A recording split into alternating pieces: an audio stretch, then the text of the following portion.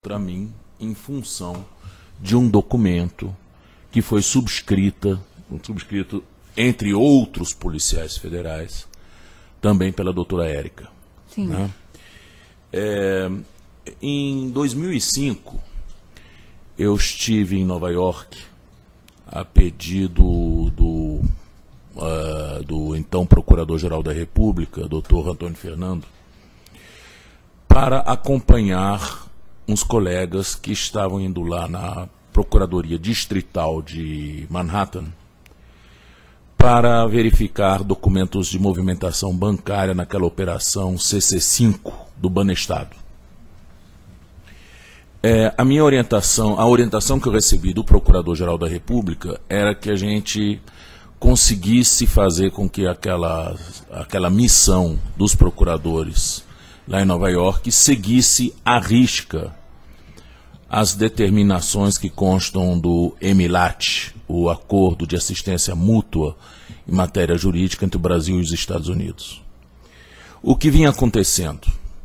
Acontecia que policiais federais e os nossos colegas também iam para Nova York, conseguiam com o procurador distrital de Nova York documentos sobre movimentações financeiras de pessoas que estavam sendo investigadas, pegavam esses documentos, levavam para o consulado do Brasil, onde eram consularizados, e traziam esses documentos debaixo do braço para o Brasil para colocá-los dentro dos inquéritos policiais e dentro das ações penais.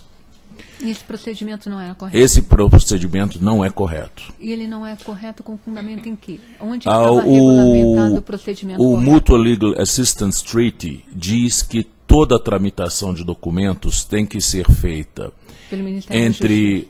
Entre a Procuradoria ou o Judiciário local, o Departamento de Justiça norte-americano, que é a autoridade central desse instrumento, para a autoridade central brasileira, que é o Ministério da Justiça, que, por sua vez, encaminha esse documento ao destinatário, no caso, o Supremo Tribunal Federal, ou vamos dizer, a vara de lavagem de dinheiros lá em Curitiba. Era este o procedimento a ser seguido. Por que isso? Esse procedimento, ele está no tratado, está no tratado. Acordo de Assistência Mútua. Que está devidamente ratificado. Tudo ratificado, está em pleno funcionamento, já é um dos acordos mais antigos que o Brasil tem nessa área, salvo engano, década de 60. E qual é a razão disso? É porque essa documentação, na maioria das vezes, são documentos sigilosos. Por exemplo, dizem respeito a movimentações financeiras de pessoas.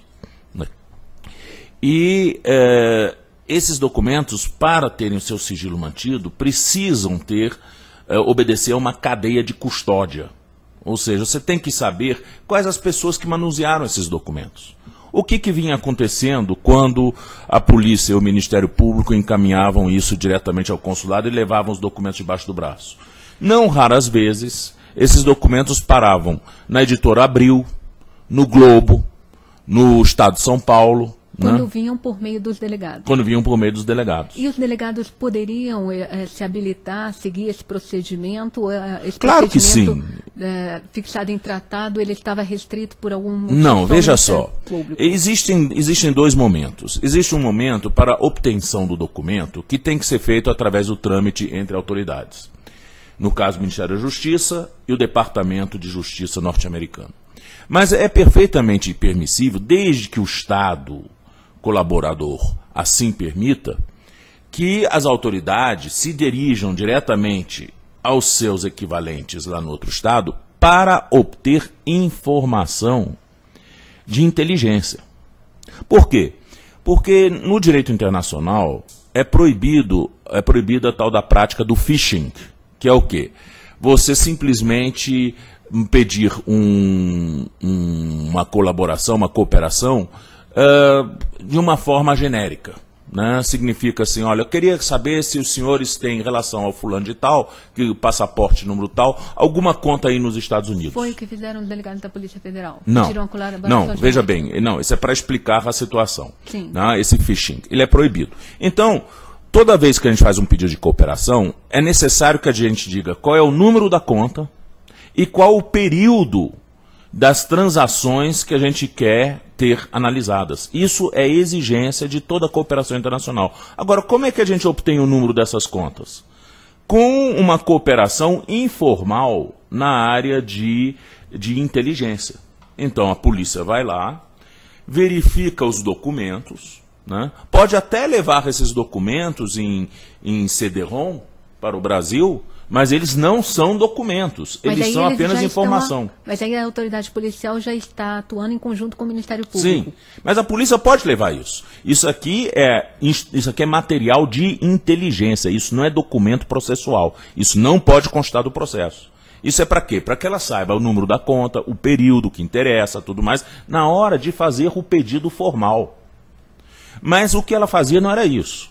Ela ia pegava os papéis. Ela quem? A polícia. A polícia. Ela entre eles. Estava o Zampronha também. Tinha 4 delegados e 2 peritos. Sim, lá. então não era uma ação exclusiva dela. Não, aí, eram vários. Fala, ela é a Polícia Federal. A Polícia Federal. Sim. Né? Então, a Polícia Federal ia para o consulado e saía, na forma da lei de registros públicos, consularizando como se documentos fossem. Não são documentos, isso aqui é material de inteligência. Documentos só há no momento em que devidamente... E o consulado não via restrição para atender a esse pedido? Não, porque eles não conheciam essa normativa, né? Então faziam. Então, a nossa orientação, quando a gente chegou em Nova York, e isso foi a pedido de Antônio Fernando, foi de que, doravante, se eles quisessem levar o CD-ROM para efeito de inteligência, levassem. Eles quem? Os policiais. Sim. Mas que documento para efeito de constar do inquérito policial para ser encartado em ações penais tinham que ser entregues pela via prevista no tratado, isto é, da autoridade americana, da Procuradoria Distrital de Nova York, para o do Departamento de Justiça, o Departamento de Justiça para o Ministério da Justiça e dali para o juiz. Então os próprios consulados estavam descumprindo as normas fixadas no tratado? Tá. Eles não Porque o consulado é o seguinte... Eles não ofereciam nenhuma recusa com base no regramento do tratado? Não, porque consulado é o seguinte, você apresenta um papel lá, com o original e a cópia, o consulado vai lá e bota um carimbo. O consulado não sabe para que o documento vai ser utilizado, nem nada. Mesmo em se tratando de um requerimento da Polícia Federal? Não, os policiais iam lá diretamente com os pacotes, mais pacotes. E os funcionários, simplesmente é como um cartório isso. Viam aqueles papéis lá e carimbavam. Né? Eles não estavam ali, não eram funcionários, vamos dizer, graduados. Eles não teriam também que fazer nenhuma avaliação para aferir se era possível aquele procedimento ou não. É a mesma coisa eu chegar no cartório com um original e uma cópia e pedir para autenticar. Ele vai autenticar, não vai questionar a natureza do documento, né? Nem a sua destinação. Então, era isso que eles faziam. Então, essa foi a orientação. Claro que os delegados... e os peritos ficaram, vamos dizer, insatisfeitos. Eles disseram que a gente era atrapalhando, né? Aí tem um pouco dessa, vamos dizer, dessa disputa intercorporativa entre polícia e Ministério Público. Lá vem um procurador de Brasília, né, querendo botar regra em cima da gente, né? No fundo era isso. E o que acontece? Embora eles pudessem agir espontaneamente se seguissem se seguisse o EMILAT, não tinha problema nenhum. O problema não era de a gente querer impedi-los de trabalhar, era simplesmente existir uma ordem nesse trabalho, que não estava sendo observada, e o grande receio do Antônio Fernando era que, chegando esses documentos no Supremo dessa forma, algum advogado da defesa inquinasse esses documentos de nulos, dizendo assim, não, peraí, esses documentos como foram obtidos? Porque quem me garante... Por inobservância das regras do tratado. Isso, porque a senhora veja, quem me garante, por exemplo, é claro que isso é uma situação que não é real, mas que alguém vá no escritório do procurador distrital de Nova York com um pé de cabra de madrugada, arromba a porta, pega os documentos e leva para o consulado para regularizar. Então, a entrega desse documento pela via legal pelos americanos significa o quê? Que esse trâmite, esses documentos foram obtidos de forma legal que esses documentos obedeceram a um trâmite. E os americanos entregaram esse documento sem observar os tratados também? Entregavam. Mas aí a gente foi exatamente lá para adverti-los, que eles não podiam fazer isso porque eles iam nos atrapalhar. Entendi. E quando eu conversei com Adam Kaufman, que era o assessor do procurador distrital de Nova York, que era o Morgenthau na época, eu expliquei para ele, eu mostrei para ele o vazamento de documentos. Mostrei um jornal do Globo e uma revista Veja. Mas o vazamento estava sendo... Dos documentos. O vazamento ele estava sendo, na verdade, da própria instituição americana, porque ela permitia. Veja bem, ela permitia... O vazamento não era da revista Veja, não era... O vazamento vinha lá nos Estados Unidos. De alguém que entregou para os jornalistas. Por quê? E essa entrega foi feita lá nos Estados Unidos. Olha por quê. Na hora de a gente manusear os documentos, a gente é obrigado a assinar pelo governo americano, aqui tem uma cópia aqui, é obrigado a assinar um termo de confidencialidade. O que não estava sendo imposto aos delegados. Eles tinham assinado um termo de confidencialidade. Uhum. Tá? Então, isso para os americanos era o fim da picada. Na hora que o Adams viu que a revista tinha publicado o documento dele, ele ficou furioso. Ele disse, esse pessoal está estragando o meu caso. Esse pessoal é? Os brasileiros que estavam lá. Esse pessoal está estragando o meu caso. Né? Qual brasileiro? Seriam os delegados, os membros do Ministério Público, quem é que estava manuseando os documentos dele. Sim. Né? Por quê? Porque pela legislação americana, se um documento sigiloso é vazado para o grande público antes do grande júri tomar conhecimento, o documento não existe no processo, ele tem que ser retirado. Essa é a sanção. O documento vazado para o público antes da tomada de conhecimento pelo grande júri não pode ser utilizado. Uhum. Então, ele estragou o caso dele, porque esses documentos eram fundamentais para o caso dele, que a cooperação dizia respeito ao quê? Um caso que estava tramitando nos Estados Unidos, de lavagem de dinheiro, e outra no Brasil. Que era do Banestado. Exatamente. Uhum. Então, no caso, era o caso Bacon Hill, que era Farol da Colina, que era uma suboperação dentro da operação do Banestado. Operação Abafa. Não, chama-se Bacon Hill, ou em português, Farol da Colina, que era o nome da operação, Farol da Colina. Era um dos bancos, que tinha um banco Bacon Hill nos Estados Unidos. Essa operação Abafa não está envolvida nessa época? Não. Sim. Então, o que acontece? Os delegados subscreveram um documento, logo que eu cheguei aqui no Brasil, eu vinha tomar conhecimento disso pelos jornais. Esse documento, quer dizer, não vinha saber isso porque eu fui oficialmente informado, não. Foi um documento que foi subscrito pelos delegados. Deixa eu pegar ele aqui. Ao diretor-geral, né? Eu tenho esse documento aqui em algum... Desculpe, deixa eu... Só aqui. Bom, mas... Basicamente, o documento dizia o seguinte, era uma queixa dos delegados, né? Absolutamente inconformados que eu e a doutora Vanini tinham ido para os Estados Unidos. Ambos procuradores? Não, a Vanini era representante do Ministério da Justiça. Sim. Tínhamos ido para os Estados Unidos para atrapalhar a operação deles, colocando meio que nas entrelinhas, assim, que absurdo, o que eles queriam fazer com isso, né? O fato é o seguinte, está aqui o relatório. É um relatório confidencial urgente, 1, 2, 3, 4, 6 páginas, assinado por Luiz Flávio Zampronha, Érica Malik Marena, Pedro Alves Rebelo, Wagner Mesquita Esse Oliveira. documento assinado por delegados da Polícia Federal foi encaminhado ao diretor-geral da Polícia Federal, na época, Lacerda. Que, por sua vez, encaminhou? Não. Fato é que antes disso chegar ao Lacerda, chegou no Globo. O documento chegou no Globo. E aí que criou o problema todo. Por quê? Porque eu tenho um desafeto no Ministério Público, o doutor Moacir Guimarães, subprocurador-geral, que... Já naquela época? Naquela época. Era o que o problema com ele?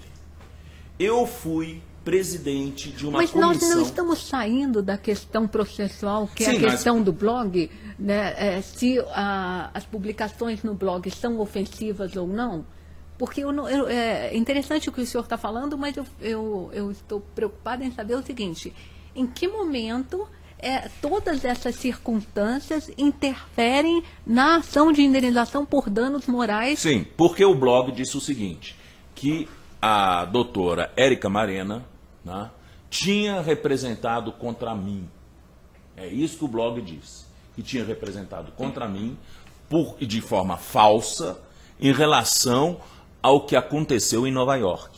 É isso que o blog disse. Sim. E aqui não é... Bom, eu imagino que um jornalista não sabe o que é uma representação, o que é um relatório. Ele nem é obrigado a saber disso porque ele não tem instrução jurídica. Né? O que temos aqui é um relatório de missão, né, em que, entre outras coisas que se fala ali, né, diz aqui, ó, a missão se apresentou à promotoria distrital após marcada a data ontem, Tudo já estivesse devidamente consularizado a ponto de... Contudo, ao chegar para a reunião marcada, lá também compareceram a senhora Vanine Lima, representante da RCI, juntamente com um procurador da República, Eugênio Brandão.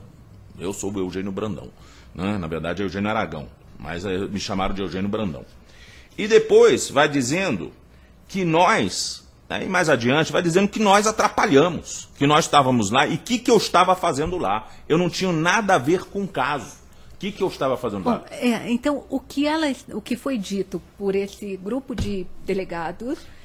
Legou a um PAD. Nesse ofício, tecnicamente não é uma representação. Não, tecnicamente não é uma representação. Tecnicamente não é a representação. É uma notícia de fato. Mas esses elementos envolvendo esses documentos dos Estados Unidos, em Nova York, né, Manhattan, eles levaram isso ao conhecimento do diretor-geral. Do diretor-geral da polícia. Esse documento foi dirigido ao diretor-geral. Foi dirigido ao diretor-geral. Tá. Então, não houve uma representação, mas houve a situação... Esse documento ao diretor-geral. E quando o jornalista divulgou essa situação no blog, ele disse que teria havido uma representação em seu desfavor. Exatamente. O que tecnicamente não houve, mas houve essa situação. Exatamente. Desse porque ofício. aqui saiu, aqui ó, na Folha Online, Ministério atrapalha investigação, diz PF. Está aqui a matéria da Folha de São Paulo. Né? Entendi. E aqui segundo documento da PF, já amparada a nova portaria sobre o DRCI, o subprocurador-geral da República, Eugênio Aragão, atuou em conjunto com Vanine Lima para influenciar as autoridades dos Estados Unidos a não repassar a documentação para o PF. É isso que saiu no jornal. Entendi. Tá? E o colega, que era desafeto meu, porque eu fui presidente de uma comissão de inquérito contra ele, Sim. Tá? Então ele não gostava de mim por causa disso, que eu trabalhei para a corregedoria contra ele. Ele recorta isso e manda para o corregedor. E o corregedor, então, em função disso e mais do relatório que veio, instaurou um PAD, na verdade, não foi um PAD, um inquérito disciplinar contra mim.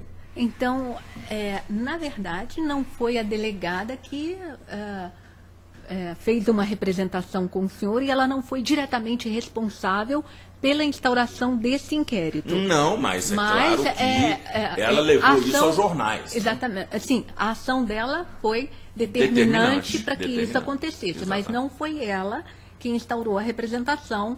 Não, ela na verdade, noticiou os fatos para o diretor-geral. E essa notícia, ela gerou tudo isso. Todo esse conjunto de ações que resultaram na instauração desse inquérito. E isso daqui acabou sendo arquivado. Né? Inclusive, a própria Érica, Érica e Zampronha, quando ouvidos no inquérito, desmentiram tudo que está no relatório. Não, o que o doutor Eugênio fez foi absolutamente correto, Quer dizer, eles disseram tudo que não disseram no relatório depois e realmente acabou levando à absolvição, quer dizer, ao arquivamento do inquérito. Nem sequer virou PAD. O inquérito foi arquivado.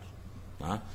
Ou seja, não deu em nada. Agora, foi extremamente desagradável, porque eu lhe devo dizer, em função disso, conta desse relatório, eu tive que ir com o dinheiro do meu bolso para Curitiba me defender, porque a comissão de inquérito foi para lá para ouvir os delegados e os Porque isso estava relacionado à Operação Lava Jato. Exatamente. Fui para Curitiba. Não é Lava Jato, a CC5, Banestado. Sim.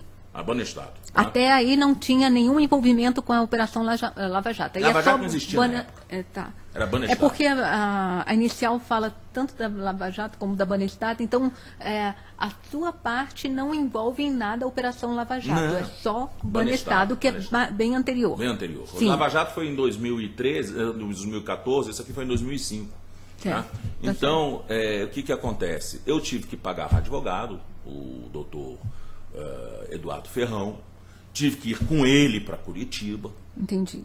Eu incorri em uma série de despesas, tudo por conta de um relatório irresponsável que foi feito para o diretor-geral e que vazou para a imprensa. Entendi.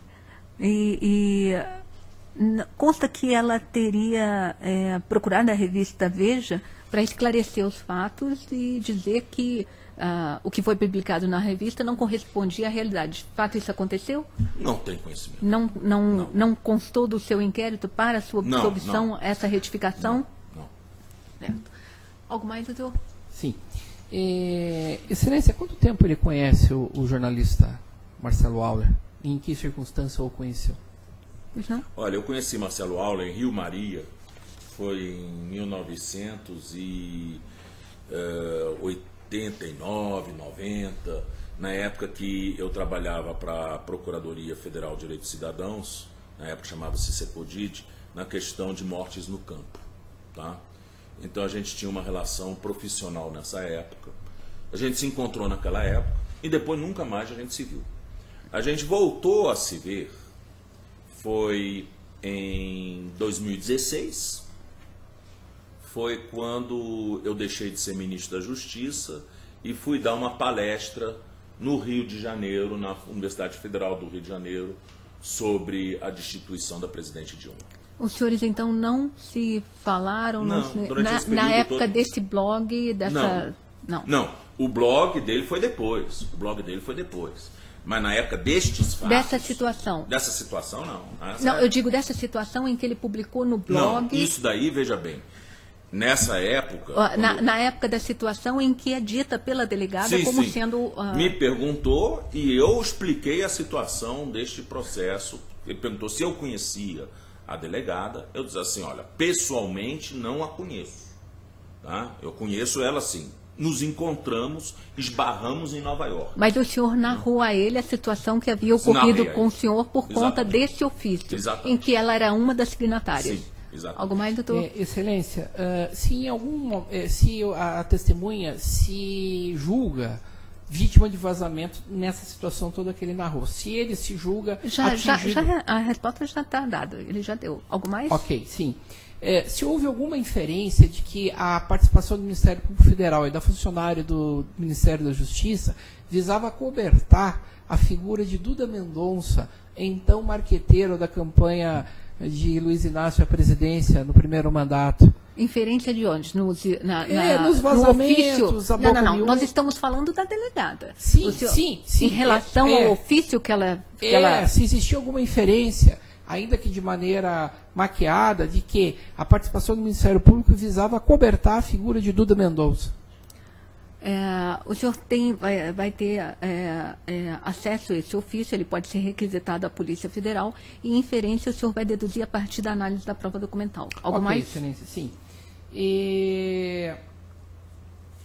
Eu gostaria de saber se quando o procurador de Manhattan diz a ele que os brasileiros estão vocês estão acabando com a minha investigação, se ele incluiria dentre esses vocês a pessoa da delegada Érica? Ele já respondeu. As pessoas, tanto delegado como Ministério Público. Algo mais? Sim. Se o parecer final do documento que ele nos trouxe desse procedimento administrativo disciplinar, ou inquérito administrativo, né? Se ele dá tratamento de representação ao se manifestar, a conclusão dá um tratamento de representação ao documento. Prova documental também. O senhor pode... O senhor pode ver depois no documento. O senhor pode ver lá. Outra, sim. Eu gostaria de saber também se houve um encaminhamento do delegado-geral da Polícia Federal, do diretor da Polícia Federal, ao MPF desse relatório. Se isso foi encaminhado via gabinete do Dr. Paulo Lacerda ao... Você recorda? O documento, como se vê aqui, foi requisitado pela comissão de inquérito. Ele não encaminhou, mas o seu colega, né, A ao comissão de adotar a inquérito requisitou. Algo mais? Perfeito.